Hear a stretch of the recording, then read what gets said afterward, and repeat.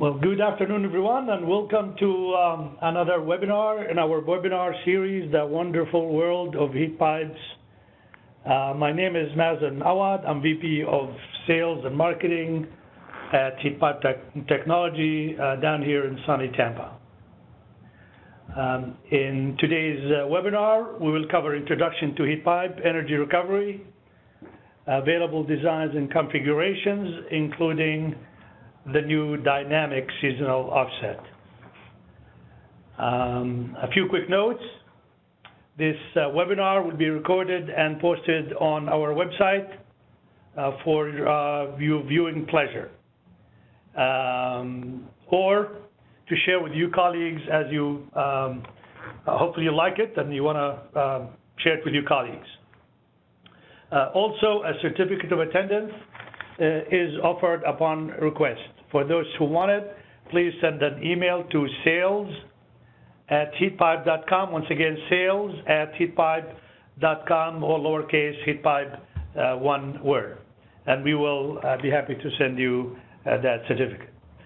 Please also do not forget to answer our 4 short questions as you exit this webinar.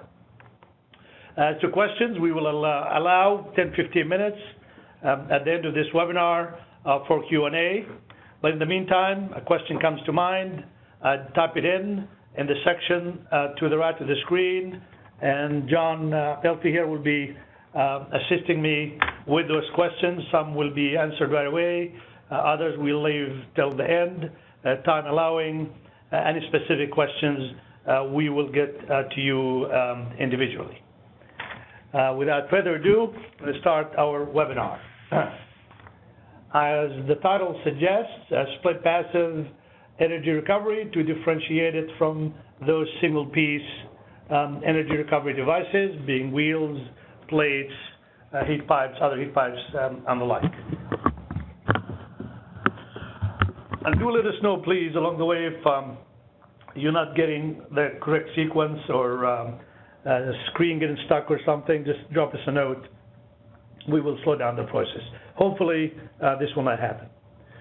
Presentation outline today will be introduction to heat pipe energy recovery, basically the basics, the configurations, what arrangements can be used to take advantage of this unique technology, stopping by the new product in the split passive series, which we call dynamic seasonal offset, allows optimization of summer as well as winter performance.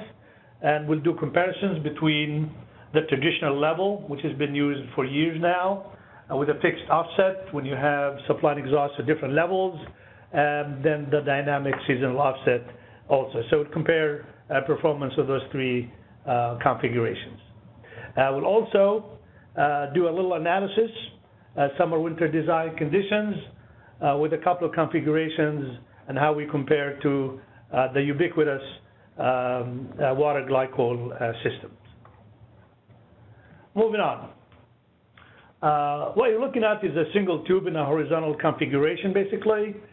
Specific design, specific diameter, 1/2 inch, 5/8, depending on manufacturers. It has certain unique features that makes it a fairly good conductor of energy. It is injected under very low vacuum with a specific refrigerant in a saturated state, meaning vapor and liquid coexist. Heat would be applied to 1/2 of it, to one side of it, boiling the refrigerant, absorbing heat from incoming air. Vapor would move to the other side of the tube, assuming there's a temperature differential. On the cooler side, vapor will condense, giving up whatever heat is absorbed on the other side. It's really simply put, and this happens super fast, absorbing heat one side, releasing it on the other side. Well, you take that tube and add more tubes and more rows and fins, we start looking like a cooling coil. And this is really what you see out there, is our most basic heat exchanger. In our jargon here, we call it HRMH, as in horizontal heat exchanger. Basically 2 sides divided by an area that could go anywhere from 1 inch to 40 inches. Now, the number of tubes per circuit varies from manufacturer to manufacturer. Some use 1 tube circuits, 2 tubes, and multiple tubes are used.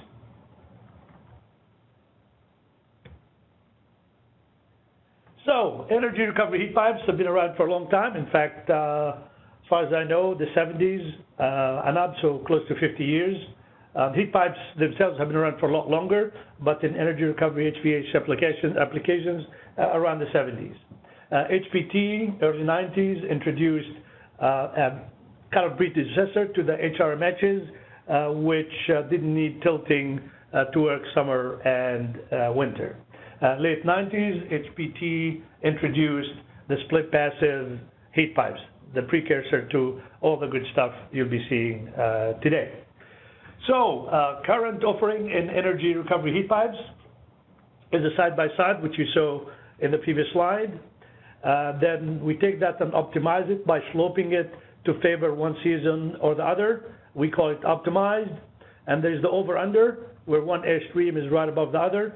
Typically, the warm airstream is the lower airstream. It's kind of the golden rule of thermosiphon heat pipes. And our subject today, the split passive heat pipes. And here's what these look like. You've seen the first one, which is the horizontal. It gives good performance summer and winter, roughly equal effectiveness. Although this is not the topic today, but this product also and the other product you'll see all have zero cross-contamination, and you have the divider in the center that can be foamed in, and this distance can be anywhere from 1 inch to about 40 inches, any thing in between, to allow some flexibility of ductwork for the design engineer. Moving on, this is our HRMO as an over-under design. As the name suggests, it's an upright heat exchanger where the warm air stream is always on the lower half of that heat exchanger. This is one of the better performing heat pipes consistently. For a 6-row, 500 feet per minute, you're looking at about 55% effectiveness. More rows and more pins, you start hitting 60 and up. The HRMZ, or optimized heat pipes, this particular one you're looking at is optimized for cooling in a desert climate, heat climate where it is more heat recovery than more cool recovery than heat recovery. Then this is the product. You'll notice there's a slope, built-in slope, so the installer would need to do or just install it level. The warm side is always the lower side. And the opposite is true for another kind of heat pipe, very similar, but optimized for heating. And we sell a lot of this product because most climates tend to do a little bit better when it comes to energy recovery in climates which predominantly require heat recovery. So the warm side in this case will be the exhaust side, or the kind of reddish arrow, if you like. And the split passive heat pipes, which will be our topic today.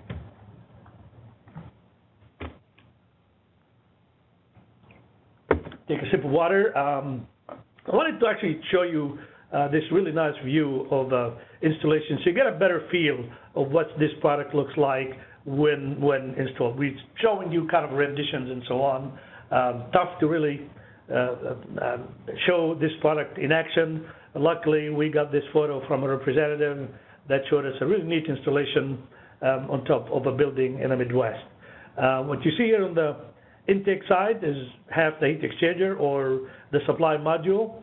And that exhaust fan, on the intake of it, we have the exhaust module, and connected with tubing which are insulated and supported properly. Really nice installation, I might add. The vapor lines are the upper ones, liquid lines are the lower ones, and 2 tubes or 2 rows make up 1 circuit, so that tells me this is a 4-row split passive system. So why split passives, one might ask? The biggest question, and for laboratories and hospitals and facilities similar, zero cross-contamination is extremely important. In fact, many locales code prohibit the use of devices that move, rotate, and so on. So this product is definitely as zero as you'll ever get, with the huge gaps in between. And not to say our single-piece HRM, which I told you, doesn't do it. It actually does. It's tested to do zero as well, but this product doesn't need any testing. The distances are 100 feet or so. Design layout forces apart airstreams. Oftentimes, things get in the way. You just cannot get the supply and exhaust to get close. Flexibility in design. Engineers can actually locate ductwork where they want to and still get a fairly good performing energy recovery system. No moving parts, except for the DSO, which we introduced lately. It has a set of dampers, but the rest of them basically refrigerant moving around between supply and exhaust as it boils in one side, condenses and the other. Fairly good performance, and you'll see we hit 50%, even higher with a 6-row. We can even do more with 8-row. Some perform a little bit less, but nonetheless, it's fairly good performing product. Efficiency, different from effectiveness, which is typically used to describe performance of these devices. Basically, efficiency puts a cost to energy recovery. There's really no such thing as free lunch, including energy recovery. There's always a cost to recovering energy, be it in the form of static pressure, a little motor turning a wheel, or a pump pushing fluid around in coils. So this product, ideal for laboratories, as many of you are designers listening in. As you know, laboratories, the cost of ventilation is 5 to 10 times higher than your normal ventilation. Very expensive. You recover half of that, you've got a long way towards your customer, saving your customer, if you're an owner, saving your particular company location plenty of money. Data centers, by wicking the heat away from the servers and so on, without bringing outside air in, contaminated whatever sensitive servers and machinery you have in. Hospitals, for obvious reasons, cross-contamination cannot be allowed in patient rooms and ORs and the like. Manufacturing, again, then you have contaminated airstreams. You do not want mixing with outside air, and you use the divide, and many, many other applications as well. So again, we'll be talking today split passive heat pipes.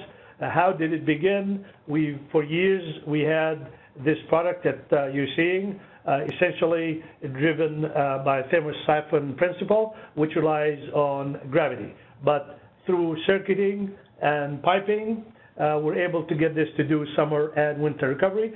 Fair performance, not the greatest. We're looking for ways to enhance performance of this product. And due to physics, basically, of fluids, some areas of this system lagged performance. So it wasn't as uniform as one would have liked, prompting the use of air blenders and similar devices to make sure we have uniform airflow. Other product, we've sold some of it based on configurations, is the fixed offset, whereby one airstream is above the other. Typically, the lower airstream is the warm airstream. It has to be. Otherwise, it will not work. It will basically partially work, but it's not going to do the best. So in one season, this system is optimized and it gets you the most BTUs. In the other season, and depending on the height differential between the airstreams, you can get as much as 20% recovery. So it doesn't completely die, but gives you some recovery. Now, it sounds like the fixed offset is the way to go, but can we do it for both seasons? We'll see if we're able to do this. Before we get there, I want to show you what are the parameters for fixed offset. Height can be as high as 75 inches. Length of each section about 155 inches. At 500 feet per minute, we can do roughly 40,000 CFMs. Higher CFMs, more sections are added. In fact, theoretically, as high as 3 sections, basically handling 120,000 CFM.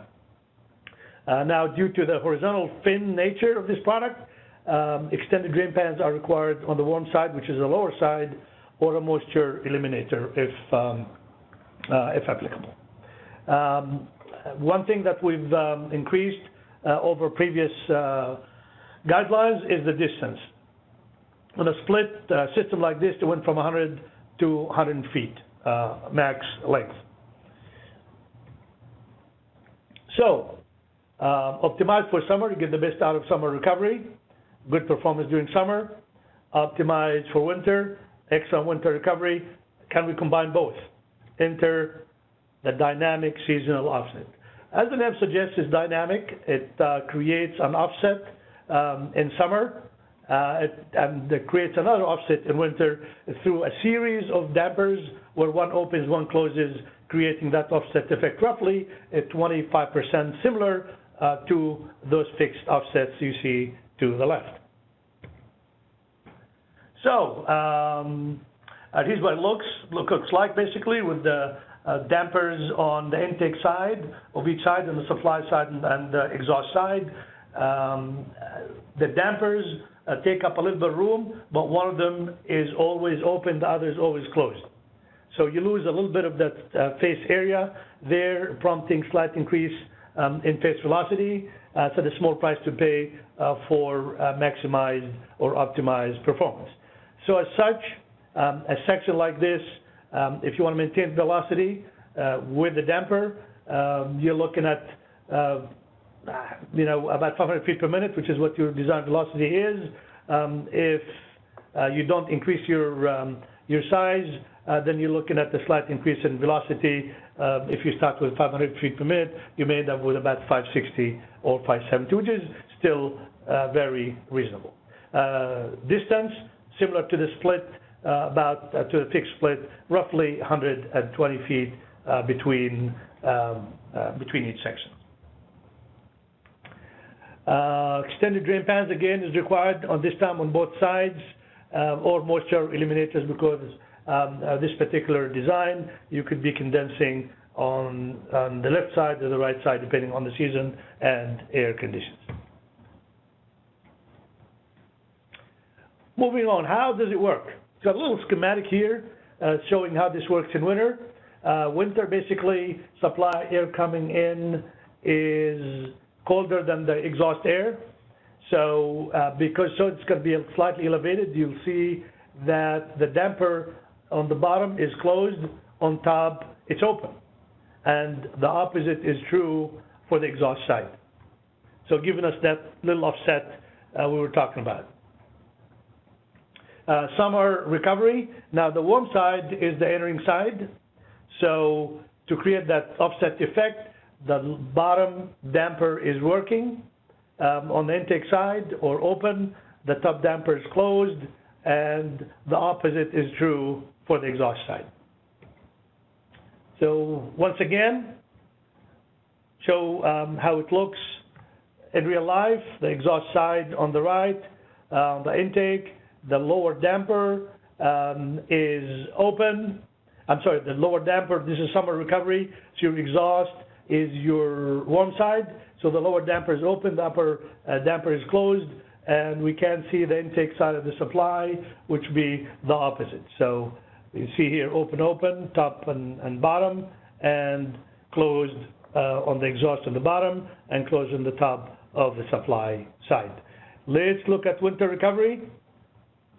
Now winter recovery exhaust is the warm side, therefore the lower one's open, the lower damper, and the upper one is closed, and on the supply side, basically, which is the cold side, would be the higher side, in this case creating that offset effect we were talking about. So open, open, closed, closed. Like any system, if you don't control it properly, you're not going to get out of the best out of that system. So signal on-off is used to control actuators. Deadband is advised, obviously, not unlike wheels and devices that need to switch between summer, winter, economizer, and so on and so forth. A generic sequence of operation. Basically, when dry bulb temperature outside is higher than return, or be summer condition, plus 2 degrees, power for actuators is on. So basically, this is optimized to use energy during the season that's not used the most. So it defaults to, the actuator default to be off during the winter season with the most hours and the most recovery. So U1 is using less energy, so higher RER in this case. A note that HPT would be supplying the whole assembly, the heat pipes, as well as dampers and actuators. Now the piping is typically done by others on site, then HPT goes to the site, does the vacuuming, uncharging, turning the system into a working heat pipe. Any question, John? Good. Excellent. Moving on. Now, what it boils down to, performance. Okay, comparing the traditional side-by-side with the fixed offset, as well as the dynamic offset, and see how we can perform in each. First one is the traditional split heat pipe, which we've been supplying for years. Summer recovery is 27%, not bad, you know, for a passive device. Winter does a little bit better. This product happens to be fairly sensitive to delta T's. So delta T's in summer aren't that great, so it tends to do slightly less in effectiveness terms. Winter a little bit better, and overall it's actually pretty good savings annually. And I must add, you know, those devices have different effectivenesses based on rows, based on fins, based on airstreams, and so on and so forth. So one has to define what those conditions are and so on, and hence the Boston, Massachusetts, 20,000 CFM, 500 feet per minute, 6 rows. You got the return air condition, and you got exhaust condition here. So return air 7057 and 7560 winter and summer, and ambient conditions for Boston, which we obtained from bin data that we have. I must add here that this is not in our Select Plus selection software yet. Hopefully down the road, so that our application engineers will be happy to work with you and give you the best advice, which is the best system that suits your particular application. Moving on to the fixed offset, permanent fixed offset scenario. Now we do drop quite a bit in summer, but really who cares, because you don't really have a lot of BTUs anyway. Winter, quite a jump, and overall we do a lot more savings. So drop 30%, but again, it sounds too much, but it really in terms of BTUs, this isn't that great. But winter, the jump is 42%, with substantial increase in BTUs saved. Annual savings also jump by a good 20%. So fairly good solution here, although it doesn't do well in summer, but does pretty darn good in winter. So overall savings are pretty high, much higher than your side-by-side, which gets you higher performance in the summer. The DSO, the new product, due to the offsets that we've created, we're able to improve on summer performance. So we go from the traditional level, it jumps by 41%. So we go from 19 to 31 to 39% between the fixed offset and the dynamic offset. As far as winter recovery, both are maxed out, basically fixed offset and dynamic offset. So we do about the same, and overall savings are just about the same between the fixed and the dynamic split. So one may ask, what about equipment sizing? Yes, if that's important, if one is taking credit for downsizing equipment, one may have to look at the dynamic seasonal offset. If you're looking for simplicity, phase velocity, maintaining that 500 feet per minute is important, then fixed offset may be the way to go. Another analysis here, comparing the fixed offset to the original level. That from you've seen, one would expect the fixed offset to do pretty darn good, but we plugged in a number of cities in North America to show you from north to south how does the fixed offset perform to the level. One may think level does better in summer, but in most locales there's not a whole lot of recovery during summer months. Therefore, the fixed offset does pretty good because it does take out if you like, optimize that winter recovery. So a set of temperature bins, the blues show the fixed offset, the reds show the side-by-side traditional split passive. So most of the bins are winter, in this particular case, summer and summer. The side-by-side does a little bit better in summer, but then again, the BTUs are fewer. Let's name some cities here and see how we perform in those cities. First one, Montreal, is as far north as one gets, northeast, pretty much.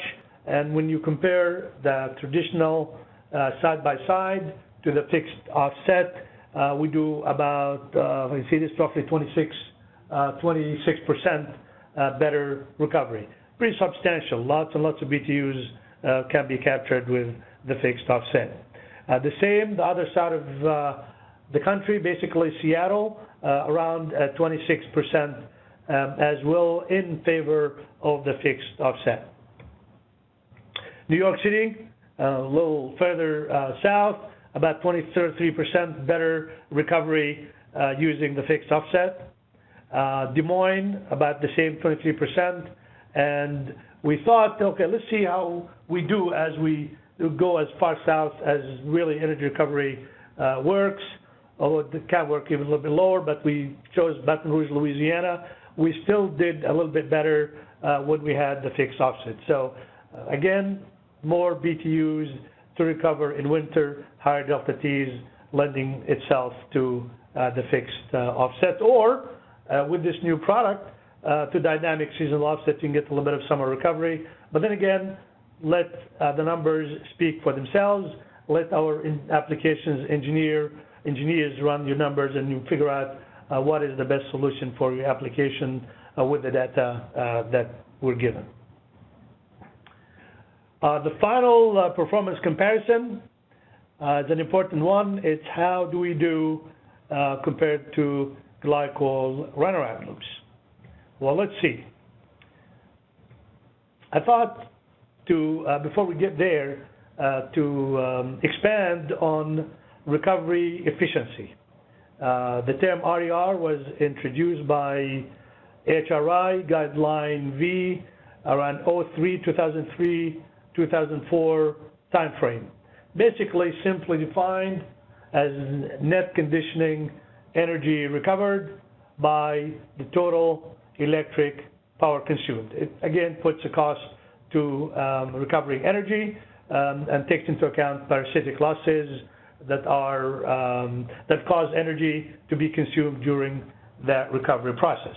This is expressed in BTUs per watt hour, and it's not unusual to see numbers, efficiencies as high as 100 or even 200, which is pretty dang high compared to the usual ERs of 13, 14, 15. You see numbers here pretty high.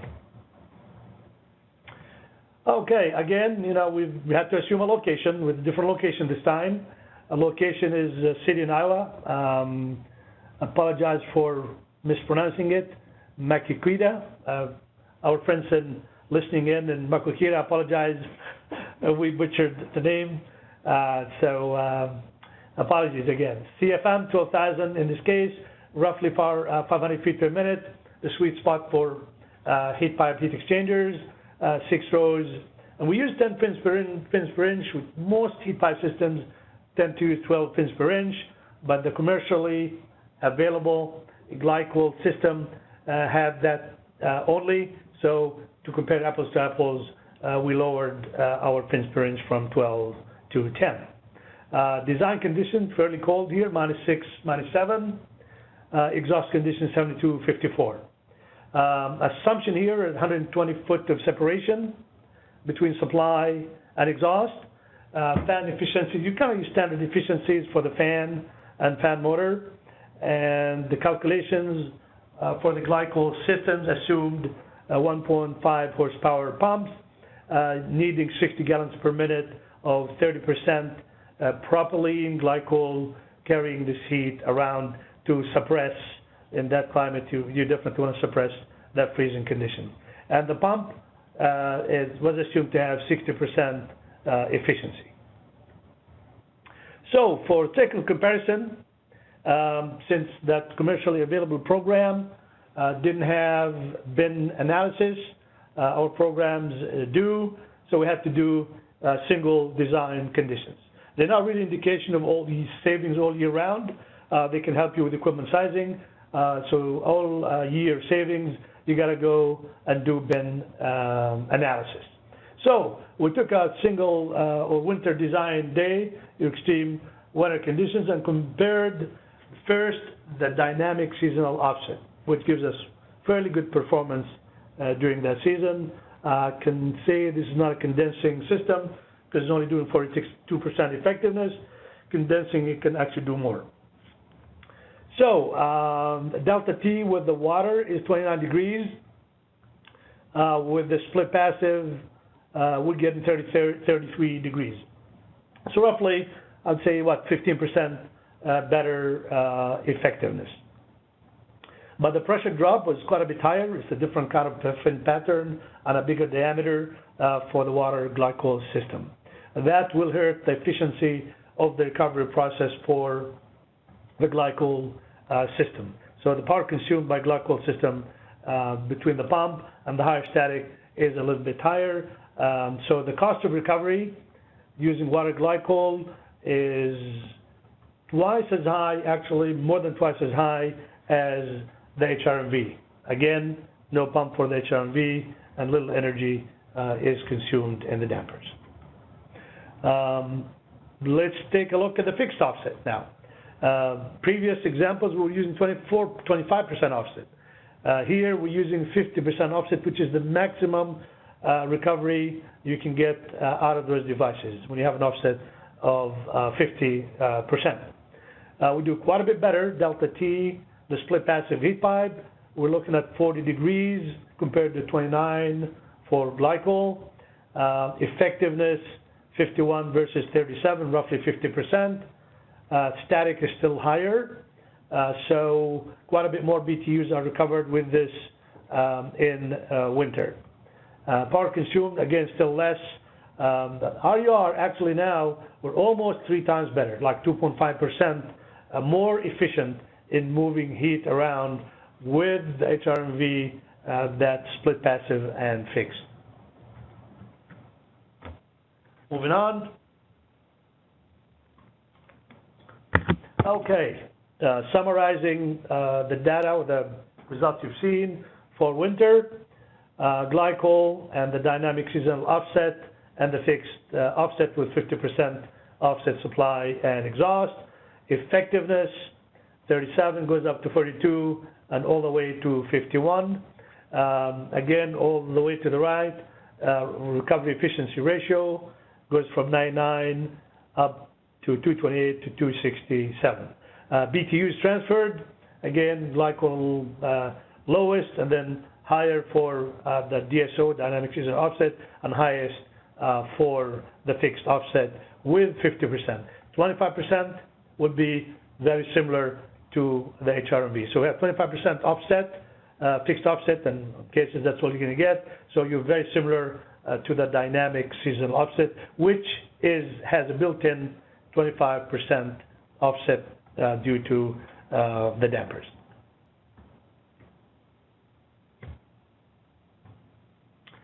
All right, going through summer. And as I said, this particular product is sensitive to delta T's. High delta T's does better. Actually, effectiveness is higher. And lower delta T's, which happen to be in the summer, effectiveness is a little bit lower. But then again, most climates, winter recovery is where it counts. Again, same system, just different conditions. You got ambient summer conditions, and your exhaust is 72, 57. Same distances, same mix of propylene, glycol, and 60% pump efficiency. Let's see what happens here. Summer design day, 90, believe 95 degrees, summer design day. The Glycol system does about 12 degrees. HRV does a little bit less. Effectiveness of the Glycol is actually a little bit better. Actually, if you ask me, I think this is optimistic, fairly optimistic, but that is what the program, the commercially available program says. So we took that as to be fair in our analysis. Static pressure, still less for the DSO. The split passive, a little bit of difference between in BTUs, 124 MBH for the split to 156 for the Glycol. Power consumed, less, roughly, say half, it's not quite half, but 2.1. Yeah, it's actually about 60% HRV usage compared to the water Glycol system. So RER, again, we're still more efficient. The split passive is still efficient, again, because of lower static and no pump being passive, no pump pushing fluid. Thermosurfing principle is doing all the work. All right, let's look at the split passive. I'm sorry, the fixed split passive in this case. See how we do. Again, 50% offset, which is the optimal offset. We're roughly doing the same as Glycol. Once again, I think the Glycol system is optimistic, but nonetheless, that's what it is. So the difference really is noise here, 47% effectiveness to 52. But the bottom line is HRV even here is more efficient. So that difference, slight difference in BTUs, the energy recovery through the split passive being recovered is using less energy, getting that savings than the Glycol system. So, summarize those findings.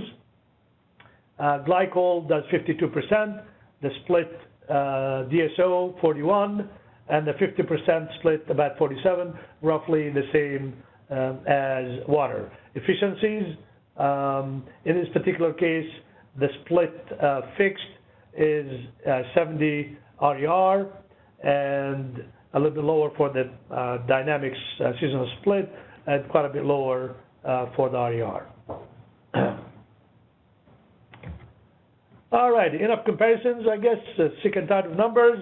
I want to show you how these things, and hopefully you can see this animated slide, 2 rows at a time in the supply and exhaust, and piping is done in the field.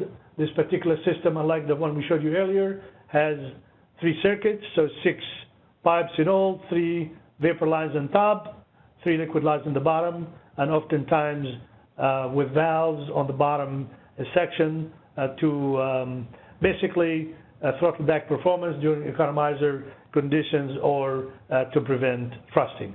HPT would ship the sections, control box, and receiving party puts them in place, connects them, pressure test, and HPT crew go to the job site to witness, verify pressure test, vacuum, and charge. So factory puts its final touch on this product. I actually had a question. We have a good question here, so go ahead. Well, it's on the field work. It says, previously for split heat pipes, you needed a tech from HPT to come and field review the install. Is that still the case? That is still the case. That is still the case. So HPT goes out, sends tech to verify installation, make sure everything is done to our recommendations, and vacuum and charge the system. So, almost done here. Heat pipes have high effectiveness for the most part, and not just that, but high efficiency, so less energy is spent to produce energy. No moving parts generally, except for those dampers, occasionally about 2 or 3 times a year, basically switching from economizer to heating, cooling, and vice versa. Okay, in summary, HRVs, just once again, are ideal for laboratories, data centers, hospitals, and manufacturing. The new Think Dynamic Seasonal Offset, let our guys do the numbers for you. Both the fixed and the DSO increase your net annual savings and reduce stratification that was seen with our traditional side-by-side split passives. The fixed offset increases annual savings, but less height restrictions. So actually you can increase the height, you can do more per section, more CFMs can be handled. Off-season, you're looking for anywhere from 10 to 20% recovery, but again, depending on the offset between supply and exhaust. For maximum, in many locales, summer and winter, if you happen to have a balanced climate, then dynamic seasonal offset will get you the best of summer and the best of winter, albeit maybe a slightly higher static or slightly bigger box to accommodate the 25% increase in heat exchanger sizing. And a panoramic view of our test laboratory, where it all begins. All of our products are verified performance-wise, and must add this particular series, as well as all of our HRMs or energy recovery line is HRI certified, as well as ETL listed to UL standard. So you're getting a product with certified performance and guaranteed results. With this, I think we used up at least 41 minutes. Got about 4 minutes left of our webinar, and another 10-15 minutes for Q&A if we have any. John's shaking his head, so I must have explained it really well, I guess. Yeah, that's great. Well, if you think of any questions, please shoot them over to sales@heatpipe.com. I'm going to stick around for 5 more minutes while you guys are thinking questions. And again, send any questions to sales@heatpipe.com if you have any questions or if you need a certificate of attendance. And this webinar will be posted as